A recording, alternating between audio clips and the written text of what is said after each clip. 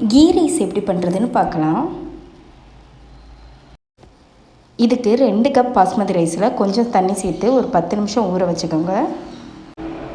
இது ஊறட்டும். Stove on பண்ணி அதில் ஒரு பாத்திரத்தை வச்சுக்கலாம். அதில் ஒரு 4 ஸ்பூன் நெய் சேர்த்துக்கோங்க. அது கூடவே பட்டை, அன்னாச்சிப்பூ,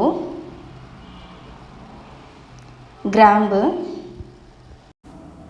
ஏலக்காய் இதெல்லாம் சேர்த்துக்கலாம்.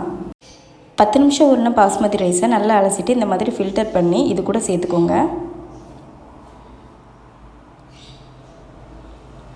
பாஸ்மதி ரைஸை இந்த மாதிரி நெய்யில் நல்லா வறுத்து விட்டுக்கோங்க.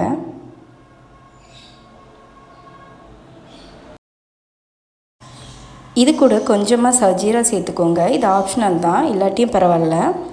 இதெல்லாம் சேர்த்து நல்லா இந்த மாதிரி கலந்து விட்டுக்கோங்க.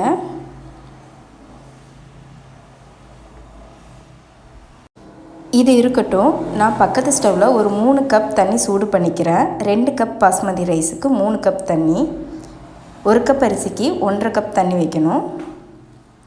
இப்போ தண்ணி நல்லா கொதித்ததும் அதை இதோட சேர்த்துக்கோங்க.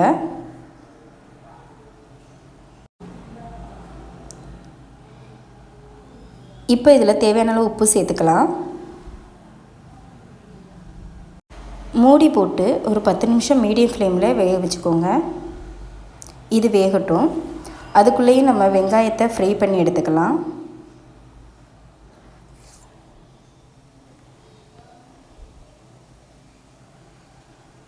இந்த மாதிரி நல்லா கோல்டன் கலர் வர்ற வரையும் ஃப்ரை பண்ணி எடுத்துக்கோங்க. இப்போ சாதம் நல்லா வெந்துருச்சு.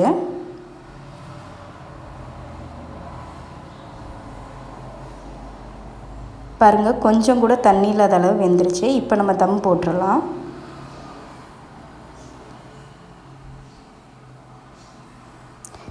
இப்போ இந்த பாத்திரத்தை மூடி வச்சு தனியாக இறக்கி வச்சுக்கலாம்.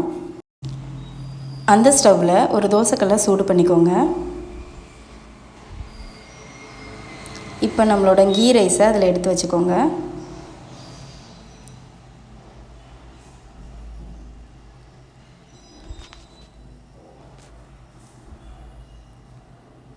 அது மேலே நம்ம ஃப்ரை பண்ணி வச்சுருந்த வெங்காயத்தை சேர்த்துக்கலாம்.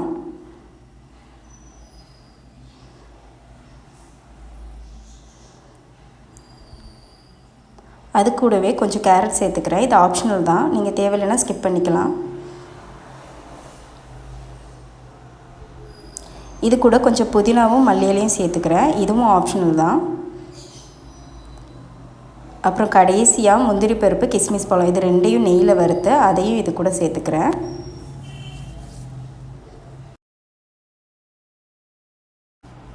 இப்போ இதில் மூடி போட்டுட்டு வெயிட் வச்சுட்டு ஒரு 15லேருந்து 20 நிமிஷம் வரையும் லோ ஃப்ளேமில் வேக வச்சிடலாம்.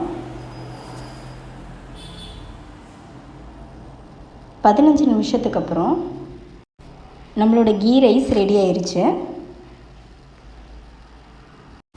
இப்போ இதை நல்லா கலந்து விட்டுக்கோங்க. அப்போ தான் நம்ம சேர்த்த புதினா, மல்லி இலை, கேரட், அப்புறம் கிஸ்மிஸ் பழம், முந்திரி பருப்பு எல்லாம் நல்லா மிக்ஸ் ஆகும் ரைஸ் கூட.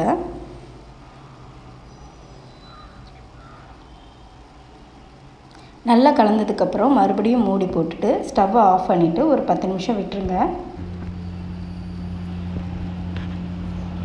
அவ்வளோதான், நம்மளோட கீ ரைஸ் சூப்பராக ரெடி ஆயிடுச்சு. இப்போ இதை ஒரு பிளேட்டுக்கு மாற்றிடலாம்.